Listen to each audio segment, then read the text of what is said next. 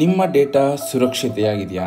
ಜಾತಿ ಸಮೀಕ್ಷೆ ಸುಧಾಮೂರ್ತಿ ಅವರು ಯಾಕೆ ಈ ರೀತಿ ಒಂದು ಸ್ಟೇಟ್ಮೆಂಟ್ನ ಕೊಟ್ಟಿದ್ದಾರೆ ಅಂದರೆ, ನಾವು ಡೀಟೇಲ್ಸ್ನ ಕೊಡಲ್ಲ ಅಂತ ಅವ್ರು ಯಾಕೆ ಅಪೋಸ್ ಮಾಡಿದ್ದಾರೆ? ಸೊ ಜನಕ್ಕೆಲ್ಲ ಇವಾಗ ಕನ್ಫ್ಯೂಷನ್ ಆಗ್ತಿದೆ, ನಮ್ಮ ಡೇಟಾ ಸೇಫ್ ಆಗಿದೆಯಾ? ಅಶೋಕ್ ಕೂಡ ಇದ್ರ ಬಗ್ಗೆ ಕ್ವಶನ್ ಮಾಡಿದ್ದಾರೆ. ಈ ಕುರಿತು ಪ್ರತಿಕ್ರಿಯೆ ನೀಡಿರುವ ಅಶೋಕ್ ಕೂಡ ಈ ಸಮೀಕ್ಷೆಯಲ್ಲಿ ಭಾಗವಹಿಸೋದು ಕಡ್ಡಾಯವಲ್ಲ ಅನ್ನೋದು ಅವರು ಮಾಡಿದ್ದಾರೆ ಮತ್ತು ಕೊಡುವ ಮಾಹಿತಿಯನ್ನು ಗೌಪ್ಯತೆ ಕಾಪಾಡಬೇಕು ಅಂತ ಕೂಡ ಹೇಳಿದ್ದಾರೆ. ಈ ಕೂಡ ನ್ಯಾಯಾಲಯ ಆದೇಶವನ್ನು ಗಾಳಿಗೆ ತೂರಿದ್ದಾರೆ ಅಂತ ಕೂಡ ಹೇಳಲಾಗ್ತಿದೆ. ಜನರಲ್ ಸ್ವಾಮಿ ಸಿದ್ದರಾಮಯ್ಯನವರೇ, ಸಮೀಕ್ಷೆಯಲ್ಲಿ ಸಾರ್ವಜನಿಕರು ನೀಡುವ ಮಾಹಿತಿಯನ್ನು ಗೌಪ್ಯತೆಯಿಂದ ಕಾಪಾಡ್ತೇವೆ ಅಂತ ನಿಮ್ಮ ಸರ್ಕಾರ ನ್ಯಾಯಾಲಯದ ಮುಂದೆ ಒಪ್ಕೊಂಡಿತ್ತು. ಆದರೂ ಸುಧಾಮೂರ್ತಿ ನಾರಾಯಣಮೂರ್ತಿ ಅವರ ಒಂದು ಕುಟುಂಬ ನೀಡಿರುವ ಮಾಹಿತಿಯನ್ನು ಹೇಗೆ ಬಹಿರಂಗವಾಯಿತು? ಮಾಹಿತಿ ಸೋರಿಕೆ ಮಾಡಿದ ಸರ್ಕಾರಿ ಅಧಿಕಾರಿ ಸಿಬ್ಬಂದಿಗಳ ಮೇಲೆ ಕ್ರಮ ತಗೊಳ್ಳಲ್ವಾ? ಏನಿದು? ನಮ್ಮ ಡೇಟಾ ಸೇಫಾ?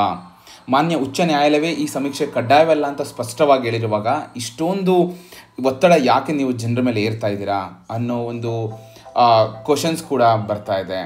ಹೀಗೆ ಲಕ್ಷಾಂತರ ಒಂದು ಜನಕ್ಕೆ ಉದ್ಯೋಗ ಕೊಟ್ಟು ದೇಶದ ಆರ್ಥಿಕತೆ ತುಂಬಿರುವ ಬಗ್ಗೆ ಅವ್ರ ಬಗ್ಗೆನೇ ಈ ರೀತಿ ಒಂದು ನಾಲಿಗೆ ಹರಿಬಿಡ್ತಿದ್ದೀರಾ ಅನ್ನೋ ಸ್ಟೇಟ್ಮೆಂಟ್ ಕೂಡ ಕೇಳಿ ಬರ್ತಿದೆ.